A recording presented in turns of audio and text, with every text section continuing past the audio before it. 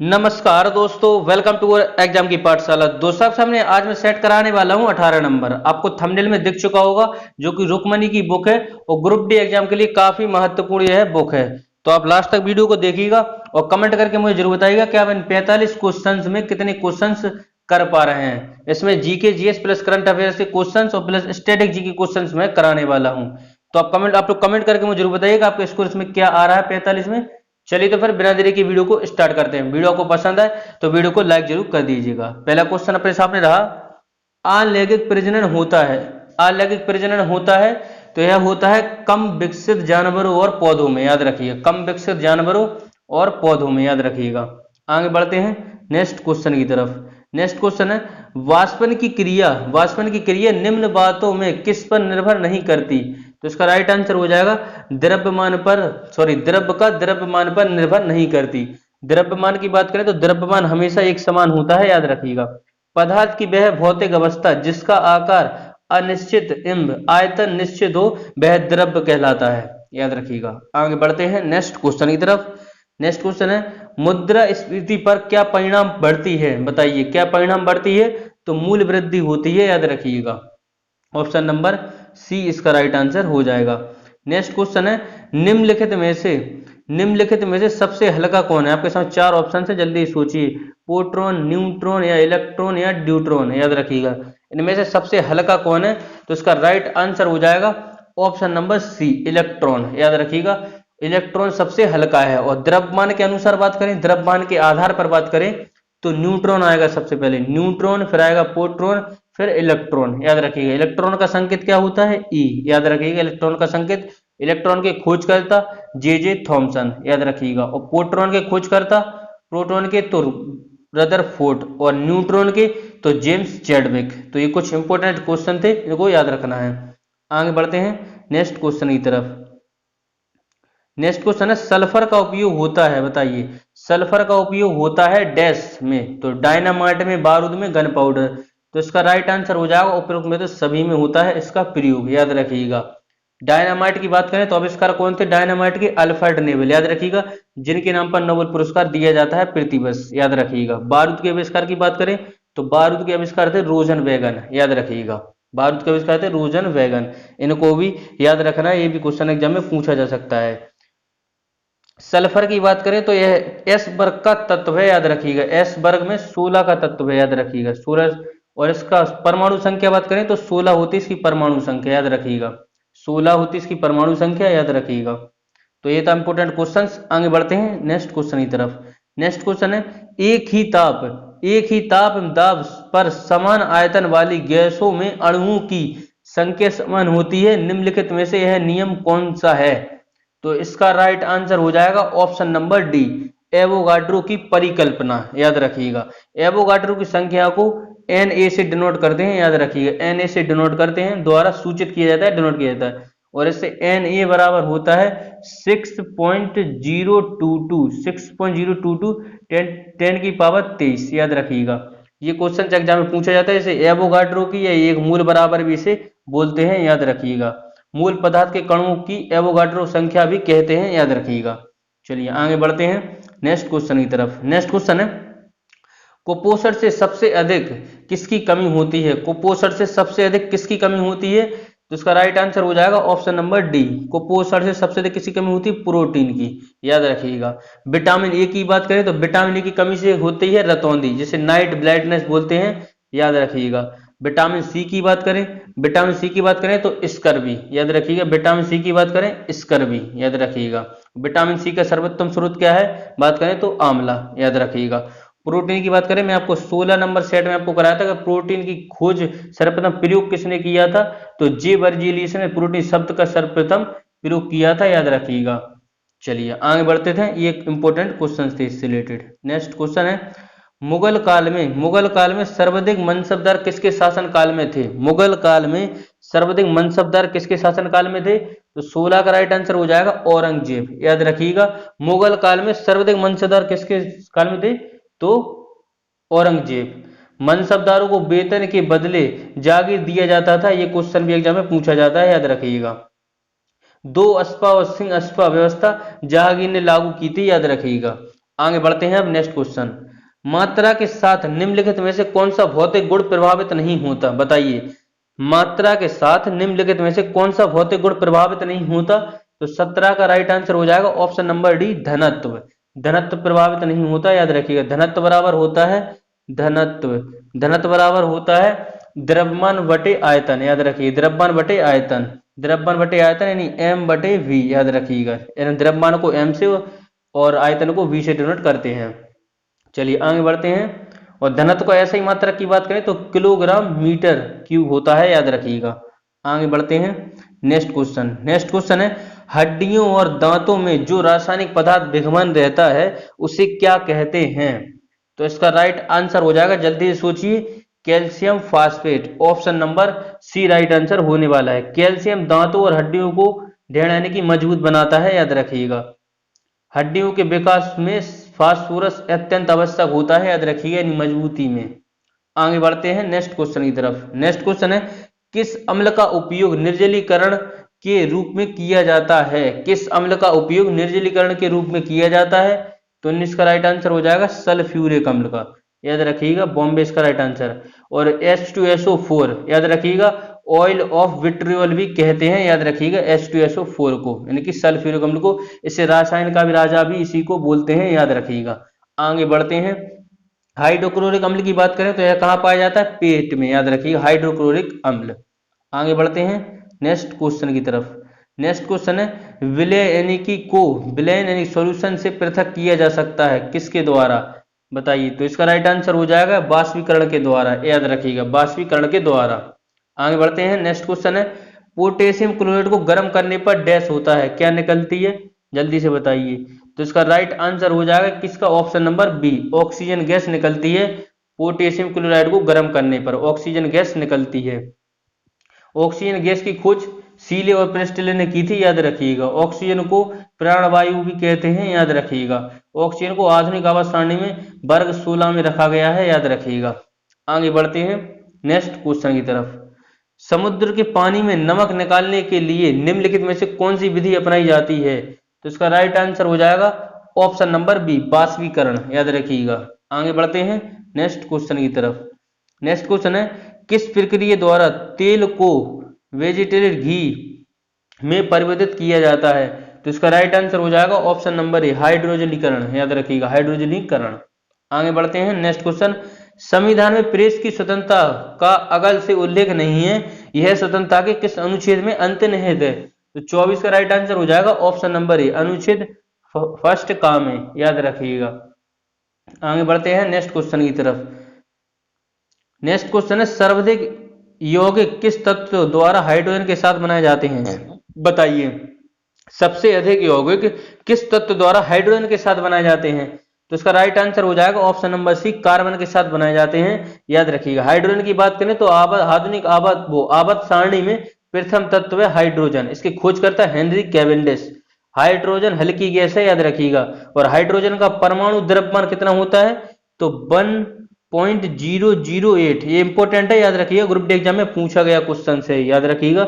Hydrogen का परमाणु द्रव्यमान कितना होता है, तो 1.008 होता है। और हाइड्रोजन को भविष्य का ईंधन भी कहा जाता है, याद रखिएगा। आगे बढ़ते हैं नेक्स्ट, किण्वन प्रक्रिया में निम्नलिखित में से किसका उत्पाद आवश्यक रूप से होता है, बताइए। फॉर्मलाइजेशन प्रोग्रेस में किसका होता है, तो इसका राइट आंसर हो जाएगा option number A, ethyl alcohol, ethyl alcohol. आगे बढ़ते हैं नेक्स्ट क्वेश्चन की तरफ। नेक्स्ट क्वेश्चन है अपना पंडित शिव कुमार शर्मा निम्नलिखित में से किस वाद्ययंत्र के विशेषज्ञ हैं, बताइए। पंडित शिव कुमार शर्मा, बताइए। तो इसका राइट आंसर हो जाएगा, जल्दी सोचिए, तबला, सरोद, वायलिन, संतूर, जल्दी से सोचिए क्या हो जाएगा इसका राइट आंसर, तो इसका राइट आंसर हो जाएगा ऑप्शन नंबर डी, संतूर, याद रखिएगा। पंडित शिव कुमार शर्मा है संतूर से, याद रखिएगा। उस्ताद बिद्दू खां की बात करें तो ये सारंगी वादक से संबंधित है, याद रखिएगा।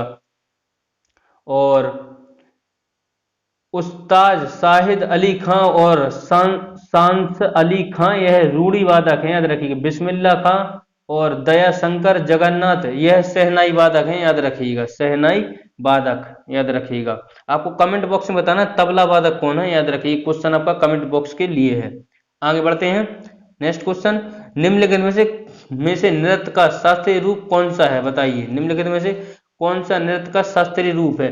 तो इसका राइट आंसर हो जाएगा ऑप्शन नंबर ए, मणिपुरी। याद रखिएगा, यह शास्त्रीय नृत्य है, याद रखिएगा, मणिपुरी। अब कुछ वहां पर नृत्य बता रहा हूं तो उनको याद रखिएगा। पंजाब में बात करें तो पंजाब में है भागड़ा, याद रखिएगा। गोदना अपहन बिहार का लोक नृत्य है, याद रखिएगा। मेहंदी राजस्थान का लोक नृत्य है। रंगोली महाराष्ट्र का लोक नृत्य है। मंडावा यह राजस्थान का एक लोक नृत्य है। और रामलीला नौटंकी झूला कजरी यह उत्तर प्रदेश के लोक नृत्य है, याद रखिएगा। कथक भी उत्तर भारत या उत्तर प्रदेश का है, इसको भी याद रखना है। चलिए आगे बढ़ते हैं। नेक्स्ट क्वेश्चन है, विश्व व्यापार संगठन की स्थापना कब हुई थी? विश्व व्यापार संगठन की स्थापना हुई थी 1995 में, याद रखिएगा। इसका राइट आंसर हो जाएगा ऑप्शन नंबर बी, याद रखिएगा। और इसमें WTO में शामिल सदस्य की बात करें तो 164 देश हैं, जिसमें अफगानिस्तान है, याद रखिएगा। और WTO का मुख्यालय कहाँ है? तो जिनोवा में है, याद रखिएगा, जिनोवा में है। इसकी महिला अध्यक्ष वर्तमान अभी कौन है? नागोजी ओंकोजी इवेला, जो कि नाइजीरिया की हैं, याद रखिएगा, वर्तमान में। आगे बढ़ते हैं नेक्स्ट क्वेश्चन की तरफ। नेक्स्ट क्वेश्चन है, टूलिप्स किसने लिखी? बताइए, टूलिप्स किसने लिखी?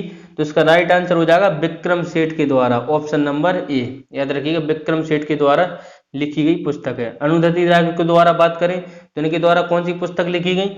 इनके द्वारा लिखी गई द गॉड स्मॉल थिंग्स पुस्तक लिखी गई, याद रखिएगा। और द अटमोस्ट हैप्पीनेस, ये दो पुस्तक इनकी इंपोर्टेंट है, याद रखिएगा।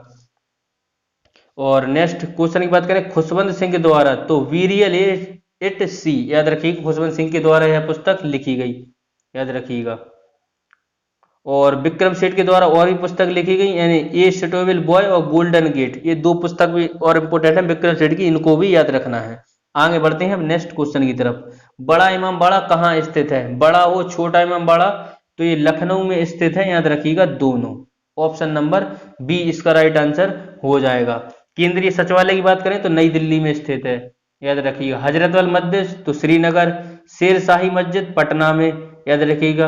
विष्णुपद मंदिर तो गया बिहार में, याद रखिएगा। विक्टोरिया मेमोरियल यह है कोलकाता में स्थित है, याद रखिएगा। तो ये कुछ इंपोर्टेंट क्वेश्चन थे जो मैंने आपको बताया, इनको याद रखिएगा। आगे बढ़ते हैं। राष्ट्रमंडल खेलों में स्वर्ण पदक विजेता रही विनेश फोगाट का संबंध किस खेल से है? बताइए, राष्ट्रमंडल खेलों में स्वर्ण पदक विजेता रही विनेश फोगाट का संबंध किस खेल से है? तो कुश्ती से, याद रखिएगा। भारोत्तोलन से तो मीराबाई चानू, याद रखिएगा। निशानेबाजी से किसका संबंध है? तो सौरभ चौधरी और मनु भाकर, याद रखिएगा। चलिए आगे बढ़ते हैं नेक्स्ट क्वेश्चन की तरफ। नेक्स्ट क्वेश्चन है, निम्न में से किस विधेयक पर विचार परामर्श के लिए राष्ट्रपति ने पहली बार लोकसभा राज्यसभा की संयुक्त बैठक बुलाया था? बताइए, तो इसका राइट आंसर हो जाएगा ऑप्शन नंबर बी, याद रखिएगा, दहेज निषेध विधेयक 1961। आगे बढ़ते हैं। नेक्स्ट है अंतरराष्ट्रीय महिला हिंसा उन्मूलन दिवस, बताइए, तो इसका राइट आंसर हो जाएगा कब मनाया जाता है?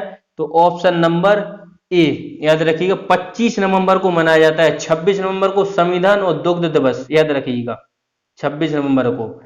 और अब कुछ है इंपोर्टेंट बता रहा हूं। अगर अंतरराष्ट्रीय महिला दिवस की बात करें, अंतरराष्ट्रीय महिला दिवस की बात करें तो कब मनाया जाता है? 8 मार्च को मनाया जाता है अंतरराष्ट्रीय महिला दिवस। यहीं पर अगर राष्ट्रीय महिला दिवस की बात करें तो 13 फरवरी को, जो कि सरोज नायडू को जन्मदिवस में मनाया जाता है, 13 फरवरी को ही मनाया जाता है। रेडियो दिवस भी, याद रखिएगा, रेडियो दिवस भी 13 फरवरी को मनाया जाता है, याद रखिएगा। 10 जनवरी की बात करें, 10 जनवरी को कौन सा दिवस? विश्व हिंदी दिवस। और राष्ट्रीय हिंदी दिवस 14 सितंबर को मनाया जाता है, याद रखिएगा। 12 जनवरी की बात करें तो 12 जनवरी को राष्ट्रीय युवा दिवस मनाया जाता है, याद रखिए, जो कि स्वामी विवेकानंद के जन्म पर मनाया जाता है। और 12 अगस्त को तो अंतरराष्ट्रीय युवा दिवस और हाथी दिवस उसी दिन मनाया जाता है, याद रखिएगा। और पर्यटन दिवस की बात करें और मतदाता दिवस की बात करें तो 25 जनवरी को, याद रखिएगा, वोटर्स डे और पर्यटन दिवस भी। 24 जनवरी की बात करें तो 24 जनवरी को बालिका दिवस, याद रखिएगा। और 22 मार्च को जल दिवस, 22 अप्रैल को पृथ्वी दिवस, 11 मई को विज्ञान प्रौद्योगिकी दिवस, याद रखिएगा। ओजोन परत संरक्षण दिवस तो 16 सितंबर को, याद रखिएगा। 16 सितंबर 1987 को मॉन्ट्रियल प्रोटोकॉल को याद रखना है, ये क्वेश्चन पूछा जाता है, याद रखिएगा। आगे बढ़ते हैं। ये आपके सारे इंपोर्टेंट सिलेक्टेड डे थे जो मैंने आपको बताया, इनको याद रखना है। आगे बढ़ते हैं नेक्स्ट क्वेश्चन की तरफ। नेक्स्ट क्वेश्चन है विश्व आर्थिक मंच द्वारा जारी वैश्विक प्रतिभा सूचकांक में भारत का स्थान। तो 90 का राइट आंसर हो जाएगा ऑप्शन नंबर डी 72। आगे बढ़ते हैं नेक्स्ट क्वेश्चन की तरफ। नेक्स्ट क्वेश्चन है ग्लोबल सोलर काउंसिल का प्रथम भारतीय अध्यक्ष। तो इसका राइट आंसर हो जाएगा option number D Praveen R Mehta. Next question Palghat दर्रा निम्नलिखित में से किन के मध्य स्थित है। तो इसका राइट आंसर हो जाएगा ऑप्शन नंबर ए नीलगिरी और कोरोमंडल तट के मध्य, याद रखिएगा। नीलगिरी पहाड़ी की बात करें तो कहाँ है, तमिलनाडु में, याद रखिएगा। अरावली पहाड़ी की बात करें तो राजस्थान राज्य में है, याद रखिएगा। अरावली से लूनी नदी निकलती है, याद रखिए, जो कच्छ के रण में गायब यानी समाप्त हो जाती है। अरावली की सबसे ऊंची चोटी गुरु शिखर है जो कि राजस्थान में है, याद रखिएगा। तमिलनाडु राज्य में नीलगिरी के दक्षिण भाग में पालघाट दर्रा और पालघाट गैप यानी पश्चिम पूर्वी घाट का मिलन स्थल है, याद रखिएगा। आगे बढ़ते हैं नेक्स्ट क्वेश्चन की तरफ। नेक्स्ट क्वेश्चन है भारतीय प्रतिस्पर्धा आयोग किसे बनाया गया, बताइए। भारतीय प्रतिस्पर्धा आयोग किसे बनाया गया, जल्दी से बताइए। तो इसका राइट आंसर हो जाएगा अशोक कुमार गुप्ता को। नेक्स्ट आधिकारिक रूप से कोविड-19 महामारी से मुक्त होने वाला यूरोप का प्रथम देश। तो 95 का राइट आंसर हो जाएगा स्लोवेनिया, याद रखिएगा। नेक्स्ट भारत की पहली अंडर वाटर मेट्रो किस राज्य में तैयार की जा रही है। तो 96 का राइट आंसर हो जाएगा ऑप्शन नंबर डी कोलकाता में, याद रखिएगा। आगे बढ़ते हैं नेक्स्ट क्वेश्चन है 66वें राष्ट्रीय फिल्म पुरस्कारों में निम्नलिखित में से किसे सर्वश्रेष्ठ हिंदी फीचर फिल्म पुरस्कार दिया गया। तो इसका राइट आंसर हो जाएगा ऑप्शन नंबर डी अंधाधुन को।